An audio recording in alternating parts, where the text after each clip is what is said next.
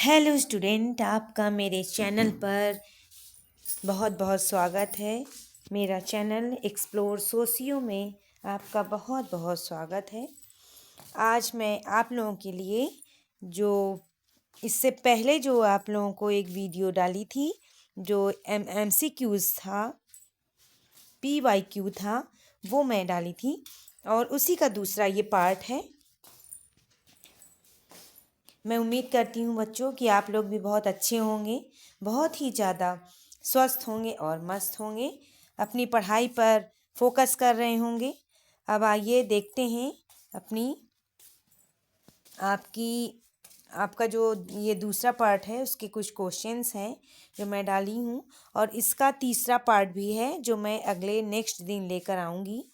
देखिए, इसमें क्वेश्चन है, निम्नलिखित में से कौन पंचायती राज की असफलताओं के लिए उत्तरदायी है। आप जानते हैं पंचायती राज व्यवस्था सबसे पहले पंचायती राज व्यवस्था बलवंत राय मेहता समिति, JBK राव समिति, अशोक मेहता समिति, कई तरह की समितियां बनी थी। ठीक है, इसमें कई 3-4 समितियां बनी थी जिनके आधार पर पंचायती राज व्यवस्था अलग अलग समितियों के द्वारा जो अनुशंसा की गई थी, उनमें से एक महत्वपूर्ण समिति थी जो बलवंत राय मेहता की समिति थी, उसको ज़्यादा महत्वपूर्ण माना गया है। आप देखें, इसमें लिखा है कि पंचायती राज व्यवस्था की असफलता के लिए उत्तरदायी कारण क्या है। एक अशिक्षा है, जातिवाद है और सीमित साधन है, यानी ये तीनों है। इसका मतलब इसका आंसर डी होगा, डी, उपर्युक्त सभी। अगला क्वेश्चन है कि भारत में ग्रामीण विकास के लिए मनरेगा किस समय लागू किया गया। मनरेगा कब लागू किया? 2 फरवरी 2006 में लागू हुआ है। ठीक, आप देखें, राष्ट्रीय योजना में स्त्रियों के प्रति कल्याण के विकास के उपागम की ओर कब परिवर्तन आया? तो ये छठी पंचवर्षीय योजना में आया। बच्चों, मैं बता दूं, जब मैं एग्ज़ाम की तैयारी करना शुरू की थी तो जो भी टॉपिक मुझे लगता था कि बहुत इम्पॉर्टेंट टॉपिक है, इसको मुझे तैयार कर लेना चाहिए, तो मैं उसे अवश्य ही पढ़ती थी। जैसे आप देखेंगे कि समाजशास्त्र में आपको कई जगह योजनाओं, पंचवर्षीय योजनाओं के बारे में पढ़ने को मिलेगा। जैसे इसमें बताया जाएगा कि गरीबी किस पंचवर्षीय योजना में आई, स्त्रियों के प्रति कब किस पंचवर्षीय योजना में उनके कल्याण की बात की गई। तो इस तरह से जितनी भी पंचवर्षीय योजनाएं अभी तक आई हुई हैं, उन सभी पंचवर्षीय योजनाओं के लिए भी मैं एक वीडियो आप लोगों के लिए लाऊंगी और आप लोगों को प्रोवाइड करवाऊंगी। तो आप लोगों को ये चाहिए कि पंचवर्षीय योजना के तहत आप लोगों को पंचवर्षीय योजना ज़रूर याद कर लेना चाहिए। जितनी भी पंचवर्षीय योजनाएं हैं उसमें सभी ये पंचवर्षीय योजना आप याद कर लेंगे तो ये आपके फर्स्ट पेपर में भी आएगा और सेकंड पेपर में भी पंचवर्षीय योजना पूछी जाती है। सेकंड पेपर यानी सोशोलॉजी में, और फर्स्ट पेपर आप UGC नेट वगैरह में देखें, जो UGC नेट का फर्स्ट पेपर है उसमें भी पंचवर्षीय योजना से संबंधित, शिक्षा से संबंधित पूछा जाता है कि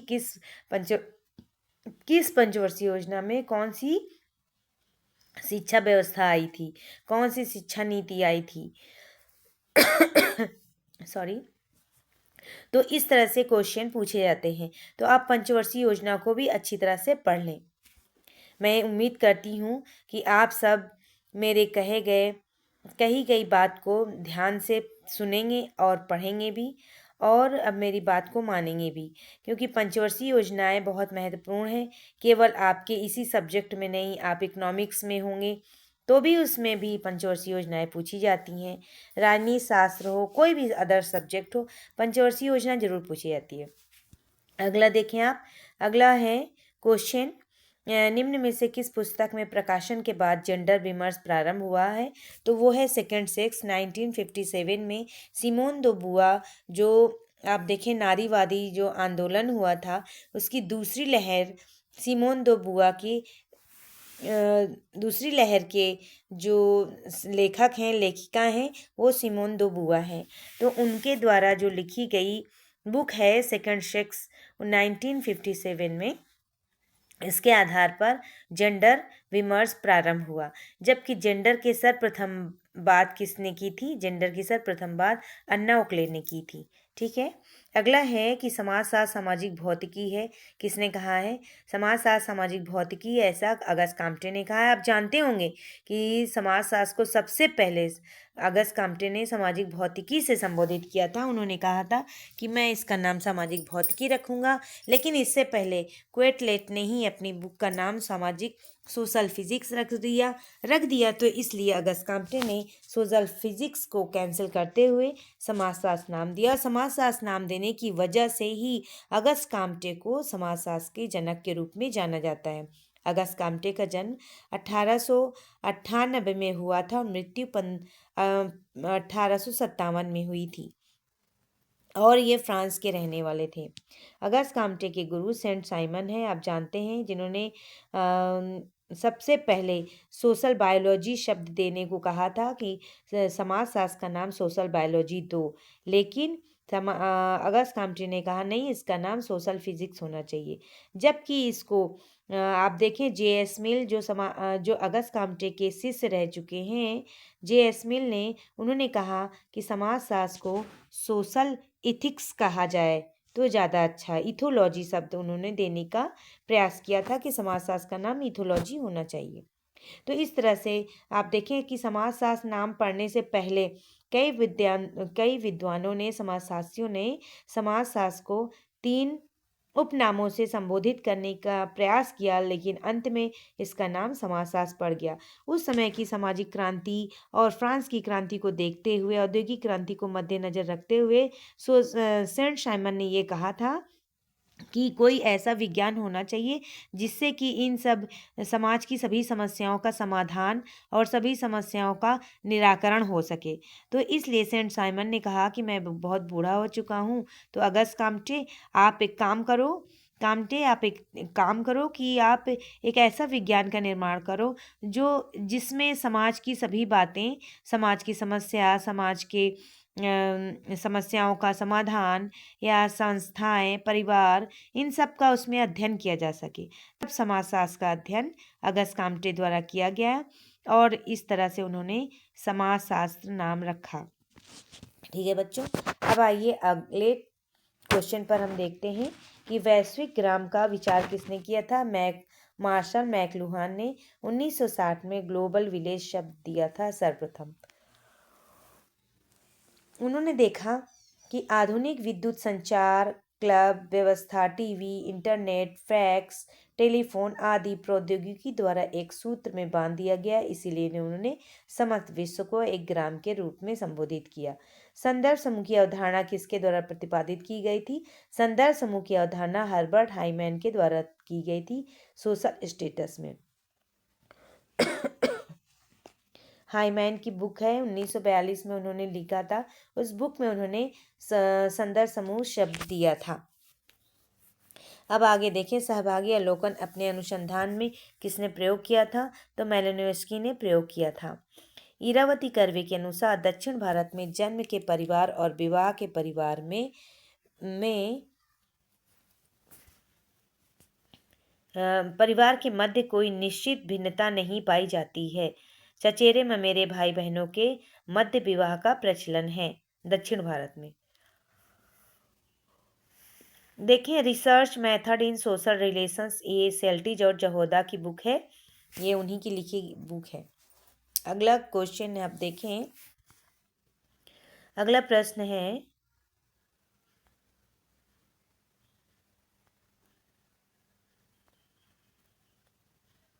वाल्मीकि रामायण में निम्नलिखित में से किस प्रकार के गांवों का उल्लेख किया गया है? तो घोष और ग्राम का अवधारणा का प्रयोग किया गया है। सामाजिक दर्जा का अर्थ क्या होता है? समूह में व्यक्ति का स्थान। आगे देखें, निम्न वर्ग संस्कृति यानी उप संस्कृति का एक उदाहरण है। किसने भूमिकाओं को संबंधात्मक भूमिका और गैर संबंधात्मक भूमिका के रूप में वर्गीकृत किया है? तो ये एस.एफ. नाडेल है, आप जानते होंगे। उन्होंने भूमिकाओं को दो प्रकार बताए हैं, जो इस प्रकार से हैं। अगला है, लोगों अथवा समूहों की गतिविधि और निम्न स्थितियों से उच्च स्तर पर पहुंचना निम्न में से क्या है? वो है उन्नतशीलता। अगला है, अंतरपीढ़ी गतिशीलता किसे कहते हैं? पीढ़ियों के बीच गतिशीलता को अंतरपीढ़ी गतिशीलता कहते हैं। अगला है सामाजिक स्त्रीकरण को संस्थागत विसंगतता के रूप में कौन देखता है। सामाजिक स्त्रीकरण को संस्थागत विषमता के रूप में डेविस और मूर देखते हैं। निर्जाति पद्धति के विषय वस्तु क्या है। अंतःक्रिया की प्रक्रिया जिनके द्वारा अर्थ संप्रेषित और अंतः संप्रेषित होते हैं। अगला है structure and function in primitive society. ये रेडक्लिफ ब्राउन की बुक है।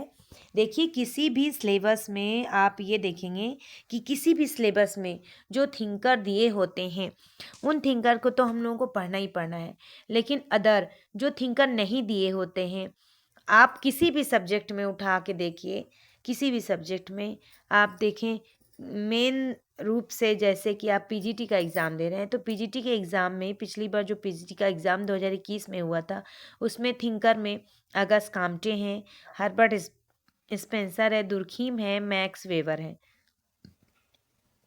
कार्ल मार्क्स नहीं दिए हुए हैं, ना ही एंथोनी गिडिंग्स हैं, ना ही अदर कोई भी थिंकर है। लेकिन फिर भी आप देखें, पेपर को उठा के आप देखिए 2021 का मैं पेपर 2021 का डाल दी हूँ, तो आप उस पेपर को देखिएगा। उसमें एंथोनी गिडिंग्स से सवाल 2 क्वेश्चन पूछे गए हैं।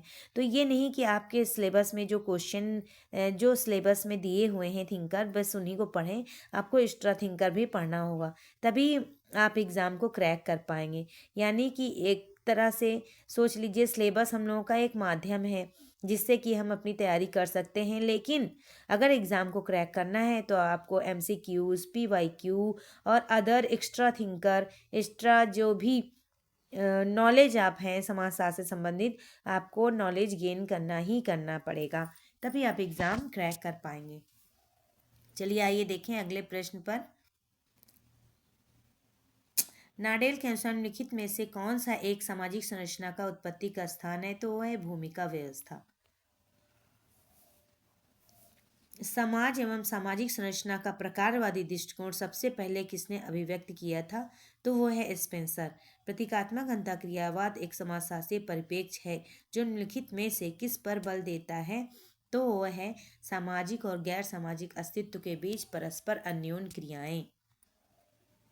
अगला देखें क्वेश्चन है सामान्यीकृतन जनरलाइज अदर। आप जानते हैं कि मीड के बारे में आप जानते होंगे कि मीड अंतःक्रियात्मक यानी प्रतीकात्मक अंतःक्रियावाद के जनक के रूप में जाने जाते हैं, परंतु प्रतीकात्मक अंतःक्रियावाद जो शब्द है इस शब्द को दिया था ब्लूमर ने, उनके शिष्य मीड के शिष्य ब्लूमर ने दिया था।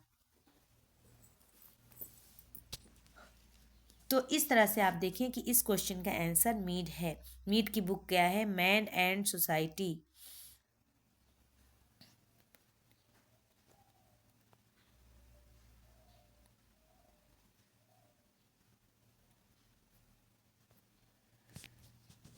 इस तरह से आपका ये सेकंड पार्ट पूरा हुआ। अब मैं आप लोगों के लिए थर्ड पार्ट भी लाऊंगी, लेकिन उससे पहले आप लोगों को सब्सक्राइब करना होगा मेरे चैनल को, और अपने अगर मेरी चैनल या मेरे वीडियो अच्छा लगे, मेरा वीडियो आपको अच्छा लगे तो आप अपने दोस्तों तक शेयर करिएगा और लाइक भी ज़रूर करिएगा। देखिए बच्चों, आप जितनी जल्दी मेरे चैनल को सब्सक्राइब करेंगे तो उतनी जल्दी मैं आप लोगों के सामने लाइव क्लास ले पाऊँगी, जिससे कि आपको और अच्छी अच्छी वीडियो प्रोवाइड करा सकूँगी। ठीक है, तो अब आपने मेरे लेक्चर को सुना इतने ध्यान से और इतना समय दिया। मेरे लेक्चर को सुनने के लिए बहुत बहुत धन्यवाद। मेरे चैनल पर आने के लिए आपका बहुत बहुत धन्यवाद। थैंक यू सो मच बच्चों, थैंक यू सो मच।